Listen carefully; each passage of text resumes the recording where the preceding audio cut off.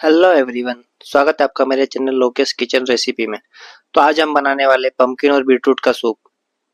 तो सबसे पहले हमें यहाँ पे ले लेना है पंपकिन, बीटरूट और रेड कैप्सिकम, ग्रीन कैप्सिकम, 1 से 2 गाजर और 4 से 5 टमाटर। आप चाहे तो और कोई भी वेजिटेबल ले सकते हैं, ऑप्शनल है। हमने यहाँ पे ले लिया है बेकिंग डिश। बेकिंग डिश के अंदर हम रखेंगे फॉइल पेपर को और हम डालेंगे इसके ऊपर हमारा टोमेटोस, सारे वेजिटेबल। अब इसे हमें बेक करने रख देना है ओवन में 10 से 15 मिनट के लिए। तो यहाँ पे हमारा जो ओवन है हमने यहाँ पे चालू कर लिया है, हीट कर लिया है।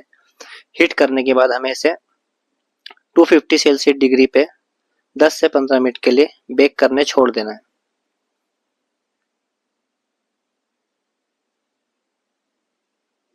हमारा वेजिटेबल ओवन में बेक हो गया है। इसे अब मिक्सर में हम ग्राइंड कर लेंगे। अब इसे हमें मिक्सर में ग्राइंड कर लेना है।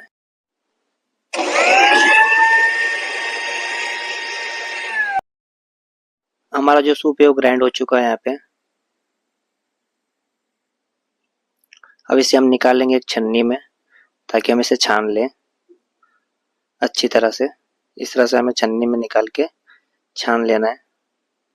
थोड़ा सा पानी हमें यहाँ पे ऐड कर देना है और हमारा सूप जो यहाँ पे रेडी हो गया है। अब इसे हम गैस पे रख के गैस का फ्लेम चालू कर लेंगे। अब इसमें हम डालेंगे black pepper, half table spoon जितना।